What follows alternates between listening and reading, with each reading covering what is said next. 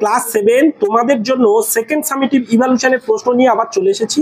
আমি তোমাদের প্রিয় নির্জন স্যার। আগে চলো আমরা একটু জেনে নেব কোন কোন পার্ট তোমাদের এক্সাম হবে। তোমরা নিশ্চয়ই সেটা জানো। আর যে কোন কোন চ্যাপ্টারগুলো তোমাদের এক্সাম হবে তোমরা নিশ্চয়ই বইয়ের শেষে তোমাদের দেওয়া আছে। দেখো এই যে এখানে দেখো দ্বিতীয় পর্যায়ক্রমিক মূল্যায়নে ভূমিরূপ, নদী, শিলা ও মাটি আর আফ্রিকা মহাদেশ, এইগুলো ইম্পর্টেন্টলি পরীক্ষা হবে।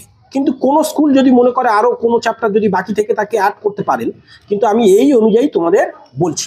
চলো প্রথমত প্রাকৃতিক বিভাগ থেকে ভূমিরূপ, নদী, শিলামাটিটা বলে নিই, তারপর আফ্রিকায় ফিরে আসবো। চলো আমরা ভূমিরূপ থেকে চলে আসি। এখন ভূমিরূপ বলতে গেলে আমরা যেখানে চলে যাব সেটা হলো, দেখে নাও, এবং আমি তোমাদের এখানে বলতে থাকবো কি মোস্ট ইম্পর্টেন্ট তোমাদের কোনগুলো কোনগুলো তোমাদের পড়তে পারে। যেমন অধ্যায় 4 ভূমিরূপ থেকে আগে একটু লক্ষ্য করো। প্রথমত এখানে কোনগুলো পড়তে পারে আমি সেই বিষয়, এখানে কিন্তু এমসিকিউ ছাড়া পড়ার মতো কিছু নেই, ঠিক আছে?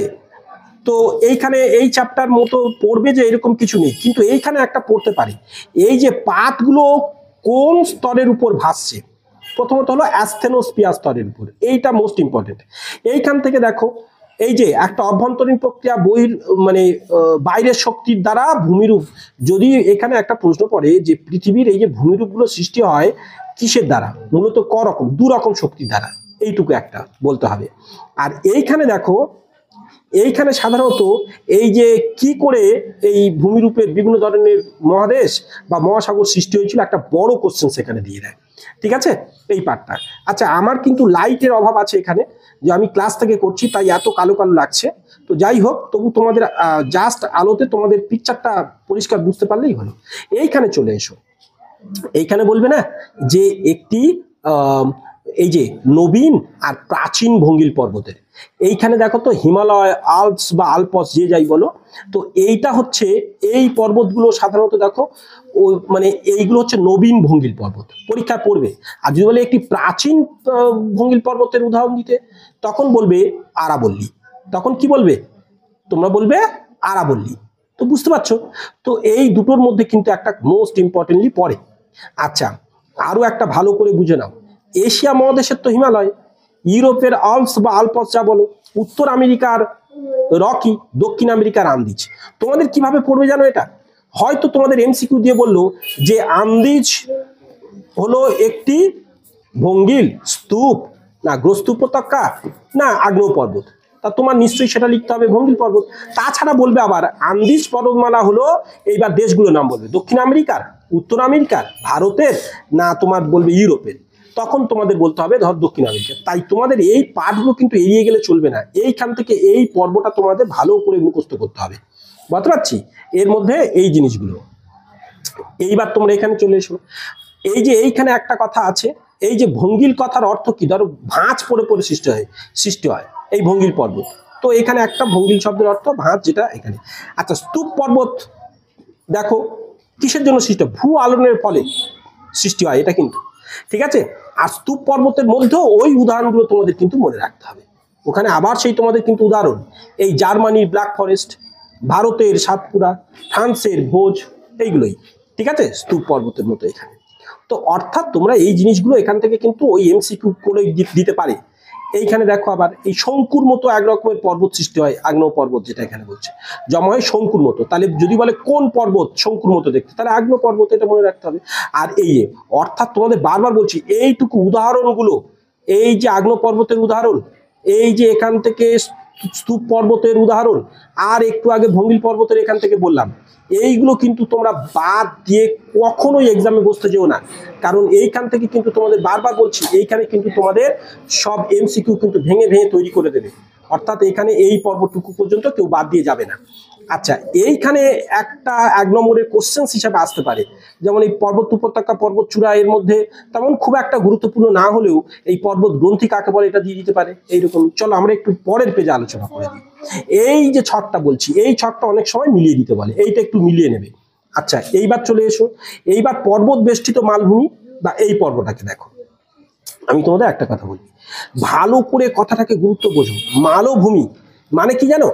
আমরা যেখানে বসবাস করছি তার থেকে একটু উঁচু, 300 মিটারের বেশি উঁচু, এইগুলো মালভূমি হয়, ঠিক আছে? 300 মিটার থেকে বেশি উঁচু, আর 600 পর্যন্ত তোমার তখন হয়ে যায়, 300 থেকে 600, 600-র উপরে হয়ে গেলে তোমার তখন হয়ে যাবে পাহাড়, তারপর 600 থেকে 900, তার উপরে হয়ে গেলে তোমার কি পর্বত। এরকম করে পরপর লেভেল আছে, এই যে 300 মিটার পর্যন্ত, বুঝতে পারছো?